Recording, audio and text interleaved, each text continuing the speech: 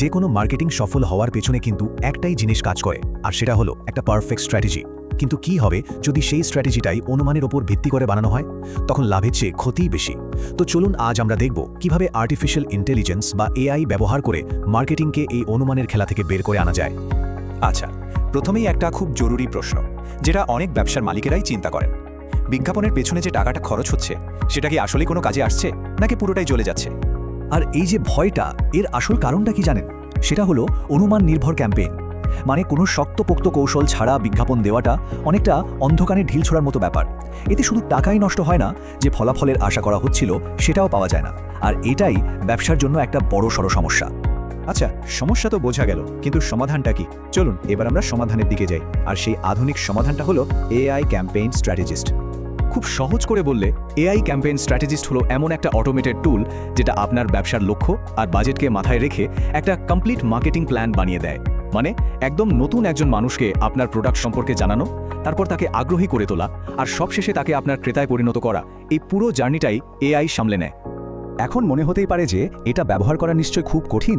না, একদমই না। চলুন দেখে নিই কিভাবে মাত্র 3টে সহজ ধাপে একটা সাধারণ লক্ষ্য থেকে পুরো একটা মার্কেটিং কৌশল তৈরি করে ফেলা যায়।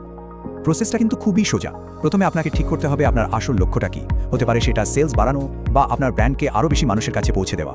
এরপর আপনার মোট বাজেট কত সেটা ঠিক করতে হবে। ব্যাস, সবশেষে আপনার প্রোডাক্ট বা সার্ভিস নিয়ে কিছু তথ্য দিলেই একটা ক্লিকেই এআই আপনার জন্য পুরো স্ট্র্যাটেজিটা বানিয়ে দেবে। তো আমরা দেখলাম এটা ব্যবহার করা সহজ, কিন্তু প্রশ্ন হলো এটা ব্যবহার করলে আসল লাভটা কি? কেন এটা যে কোনো ব্যবসার জন্য এত জরুরি হয়ে উঠছে? চলুন এর 6টা প্রধান সুবিধা কি কি তা একবার দেখে নেওয়া যাক। এর প্রধান সুবিধাগুলোকে যদি আমরা দেখি, তাহলে প্রথমেই আসে সময় আর টাকা বাঁচানোর ব্যাপারটা। এরপর এটা আপনাকে দেয় একটা প্রফেশনাল লেভেলের স্ট্র্যাটেজি আর পরিষ্কার একটা অ্যাকশন প্ল্যান। আর এই সব কিছুর ফল হিসেবে কি হয়? আপনার সেলস বাড়ে আর ব্যবসার ঝুঁকিও অনেক কমে যায়। প্রথম এবং সবচেয়ে বড় যে সুবিধা, সেটা হলো সময় বাঁচানো। ভাবুন তো, একটা ভালো মার্কেটিং স্ট্র্যাটেজি বানাতে যেখানে ঘন্টার পর ঘন্টা রিসার্চ করতে হয়, এআই ঠিক সেই কাজটাই করে দিচ্ছে মাত্র কয়েক মিনিটে। মানে আক্ষরিক অর্থে ঘন্টার কাজ এখন মিনিটে। এরপর যে বিষয়টা আসে সেটা হলো টাকার সঠিক ব্যবহার। এআই আপনার বাজেটটাকে এমনভাবে কাজে লাগায় যাতে প্রত্যেকটা টাকা ঠিক সেই জায়গায় খরচ হয় যেখানে সবথেকে বেশি লাভ আসবে। এর ফলে আপনার বিনিয়োগ থেকে সর্বোচ্চ রিটার্ন বা আরওআই নিশ্চিত করাটা অনেক সহজ হয়ে যায়।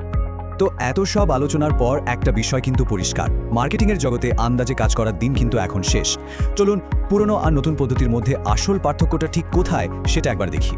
এখানেই কিন্তু পুরো ছবিটা পরিষ্কার হয়ে যায়। দেখুন, পুরনো অনুমান নির্ভর পদ্ধতিতে ঝুঁকি অনেক বেশি, বাজেট নষ্ট হওয়ার ভয় থাকে, আর ফলাফল কী হবে তার কোনো নিশ্চয়তা নেই। আর অন্যদিকে ডেটা ভিত্তিক এআই স্ট্র্যাটেজিতে সব সিদ্ধান্ত নেওয়া হয় তথ্যের উপর ভিত্তি করে। টাকার ব্যবহার হয় অনেক কার্যকর, আর আপনার হাতে থাকে একটা পরিষ্কার অ্যাকশন প্ল্যান। পার্থক্যটা দিনের আলোর মতো স্পষ্ট। শেষ করার আগে একটা প্রশ্ন রেখে যাই। টেকনোলজি যেভাবে প্রতিদিন মার্কেটিংকে বদলে দিচ্ছে, তাতে আপনার ব্যবসার মার্কেটিং কৌশল কি আসলেই ভবিষ্যতের চ্যালেঞ্জগুলো নেওয়ার জন্য তৈরি?